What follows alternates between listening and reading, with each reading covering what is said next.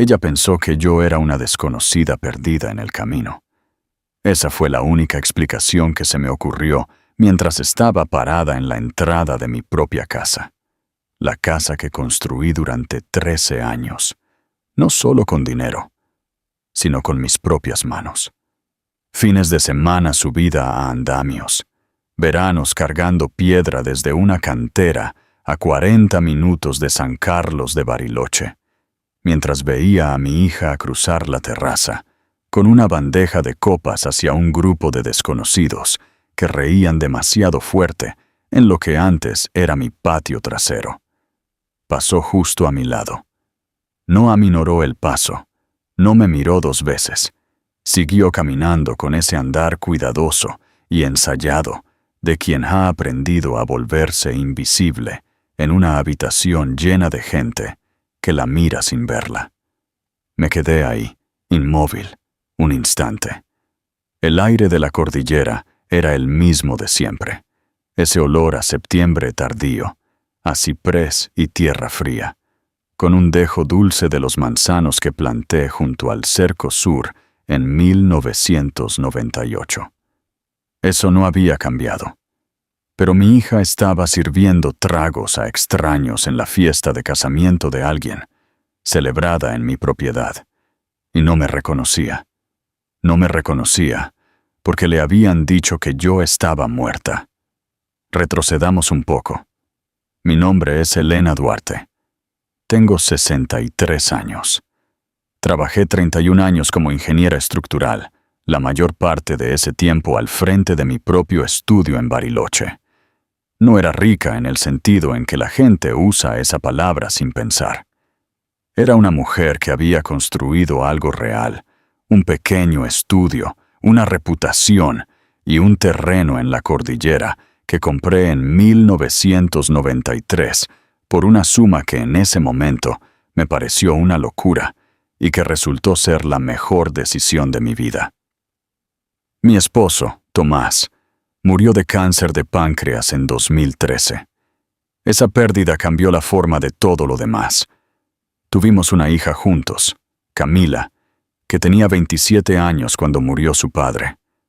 Recién casada con un hombre llamado Ignacio, viviendo en Neuquén. Y yo tenía un hermano menor, al que llamaré Rodrigo, que había pasado la mayor parte de su vida adulta pidiendo prestado contra mi buena voluntad, como quien pide prestado contra una tarjeta de crédito, un poco a la vez, nunca lo suficiente como para hacer escándalo. Rodrigo era 4 años menor que yo. Trabajó en inmobiliarias. Renunció. Probó suerte con un restaurante. Fracasó. Lo intentó de nuevo en otra ciudad, con el mismo resultado. Tenía ese encanto particular de la gente que nunca tuvo que rendir cuentas. Sonrisa fácil, buenas historias, un talento especial para hacerte sentir que estaban del mismo lado justo antes de pedirte algo. Lo ayudé más veces de las que puedo contar, sin esperar nunca nada a cambio. Era mi hermano. Eso me bastaba. O eso creía. En febrero de 2017 sufrí un accidente cerebrovascular. Tenía 58 años, gozaba de buena salud, sin antecedentes familiares que yo conociera. Estaba sola en casa cuando ocurrió. Una vecina me encontró a la mañana siguiente al notar que mi camioneta no se había movido y que las luces habían quedado encendidas toda la noche. Me trasladaron de urgencia a un hospital en Neuquén y de ahí a un centro de rehabilitación neurológica en Buenos Aires. Estuve inconsciente 9 días. Cuando desperté, tenía daño severo en el hemisferio izquierdo. Mi habla estaba comprometida. Todo mi lado derecho apenas respondía. Los médicos me dijeron que el camino sería largo. Lo que nadie me dijo, lo que nadie me contó entonces, fue lo que estaba ocurriendo en Bariloche mientras yo permanecía postrada en esa cama. Rodrigo llegó a Buenos Aires en menos de 48 horas. Le dijo al personal del hospital que era mi pariente más cercano. Camila figuraba como mi contacto de emergencia, pero Rodrigo aseguró que estaba de viaje, inubicable, y presentó documentos, aún no sé bien cuáles, ni cómo los consiguió, que le otorgaban un poder transitorio sobre mis asuntos. Le bastaron menos de 2 meses para empezar a mover mis bienes. Pasé 7 meses en el centro de rehabilitación. El habla me volvió despacio. El lado derecho, aún más despacio. Estaba mejorando, pero seguía dependiendo del personal para las tareas más básicas. Rodrigo me visitó 3 veces. Cada vez me decía que no me preocupara, que Camila estaba encargándose de todo, que el estudio estaba en buenas manos, que me concentrara en recuperarme. Lo que en realidad estaba haciendo era desmantelar todo lo que yo había construido. Disolvió mi estudio, liquidó las cuentas, vendió el equipamiento y la cartera de clientes a un competidor por una fracción de su valor real. Presentó papeles alegando que yo tenía una incapacidad permanente, una determinación que ningún médico había avalado, y usó ese trámite para transferir la escritura de mi propiedad en la cordillera a un fideicomiso que él mismo controlaba.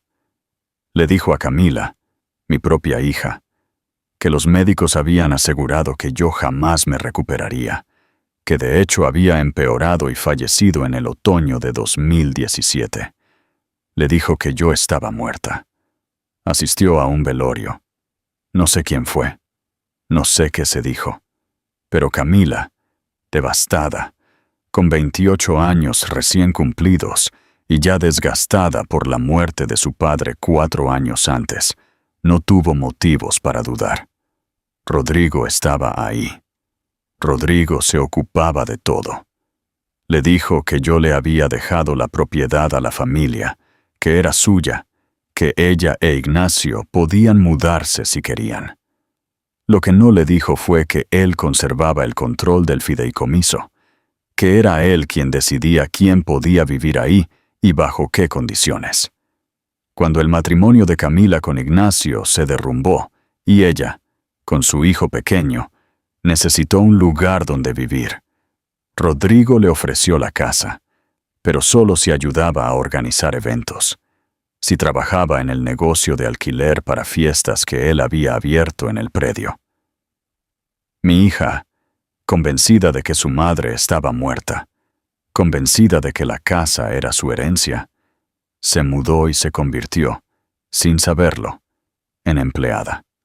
Servía tragos en las fiestas de él, coordinaba proveedores, limpiaba después de celebraciones realizadas en el salón que yo había construido con mis propias manos. Y como Rodrigo le pagaba un sueldo modesto y le permitía vivir ahí con su hijo, un niño que yo jamás había conocido, que tenía 2 años cuando todo esto empezó, ella se quedó. No sabía que la estaban usando, creía que estaba sobreviviendo. Creía que la única familia que le quedaba la estaba cuidando. Lo que Rodrigo no sabía era que yo ya había sido dada de alta. 17 meses después del accidente cerebrovascular, estaba funcional. No la misma de antes. Mi habla aún arrastraba levemente algunas palabras y mi mano derecha se cansaba rápido. Pero podía pensar con claridad, podía caminar, podía leer contratos y entenderlos. Salí del centro de rehabilitación a mediados de 2018. No tenía dinero. Rodrigo se había encargado de eso, pero tenía una amiga, una colega llamada Gonzalo, que había trabajado conmigo 12 años en el estudio y me ofreció quedarme en su casa en Buenos Aires mientras entendía qué había pasado. Llevó tiempo, más del que quisiera admitir. Gonzalo me ayudó a revisar los registros. Lo que fuimos encontrando, pieza por pieza, me enfermó. El poder que Rodrigo había presentado era fraudulento. Ningún médico había declarado mi incapacidad permanente.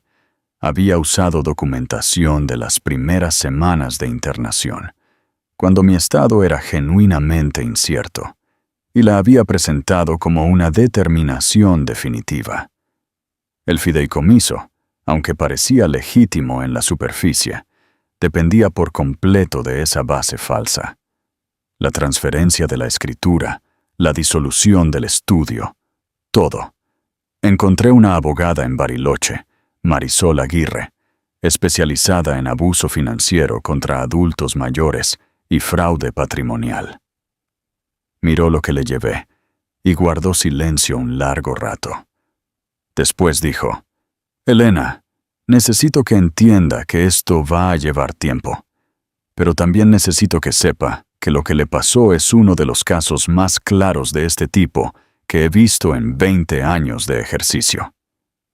Presentamos denuncias ante el registro de la propiedad, el colegio de abogados, porque Rodrigo había trabajado con un escribano cuya participación necesitábamos investigar, y la Unidad de Delitos Económicos de la Fiscalía Provincial. Iniciamos una demanda civil. Empezamos el proceso para impugnar el fideicomiso y la transferencia de la escritura. Y acordamos algo, Marisol y yo.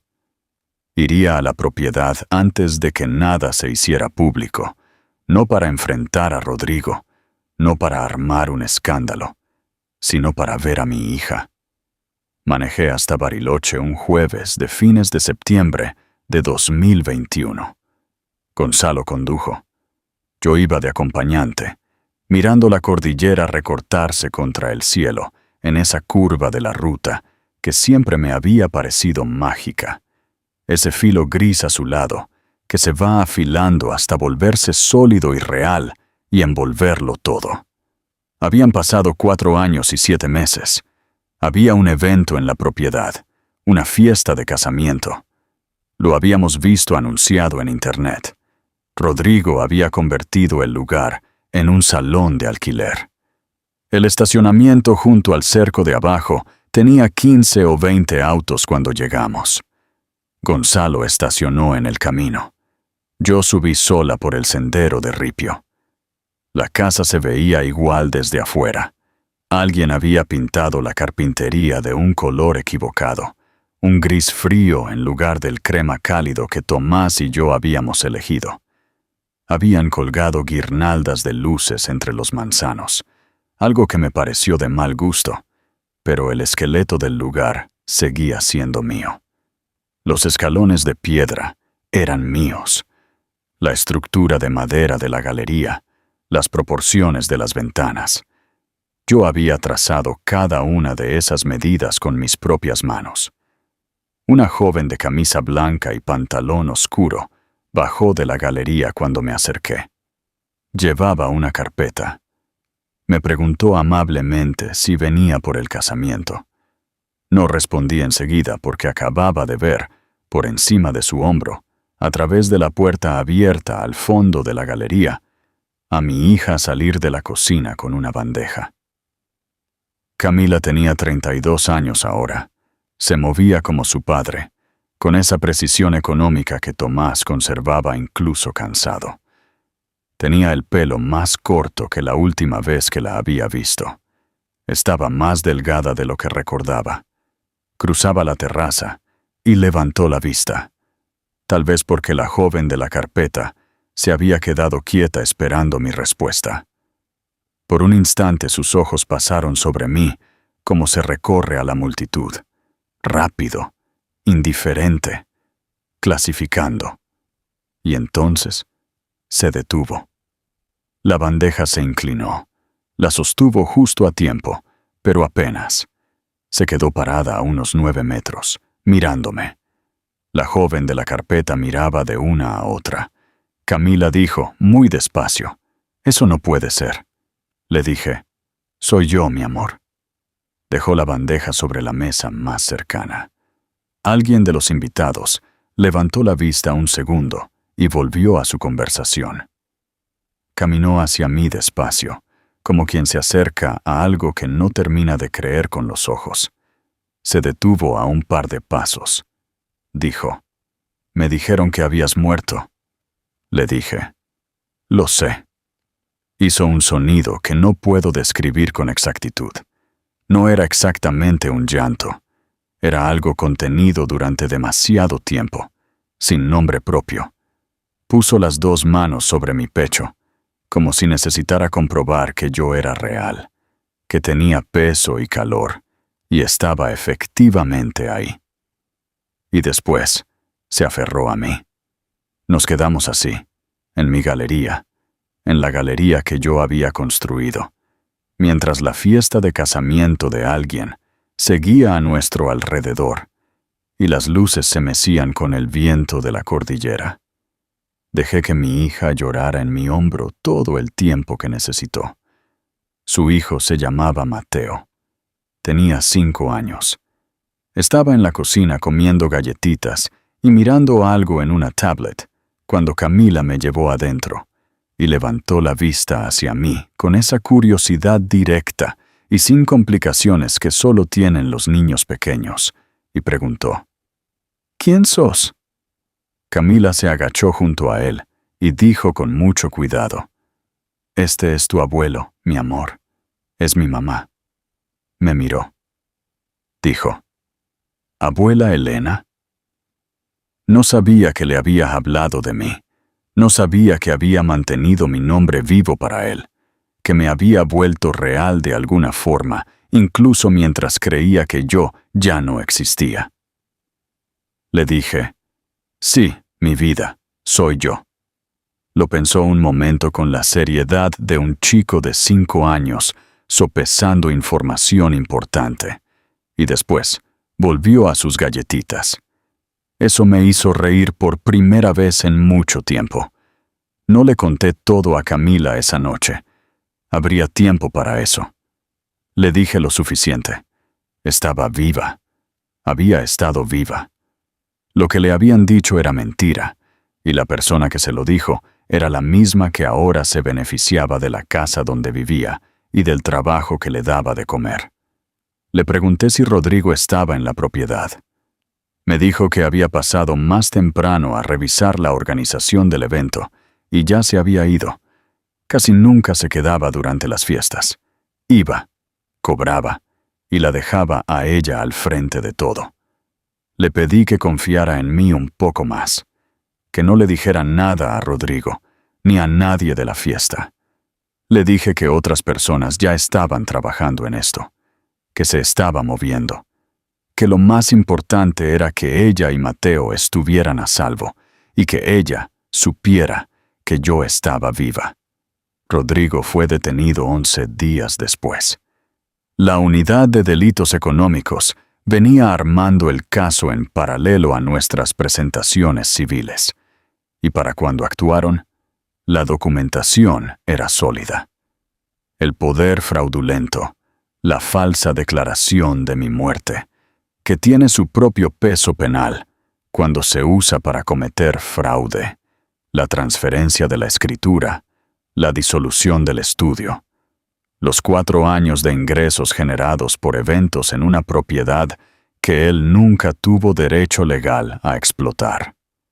Su abogado intentó presentarlo como un malentendido familiar, una respuesta bien intencionada frente a una crisis médica genuina que tal vez se manejó mal.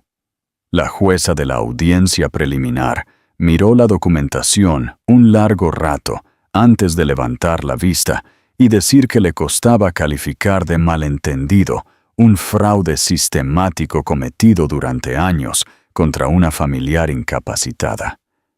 El proceso civil avanzó en paralelo y llevó más tiempo, como siempre ocurre con estas cosas.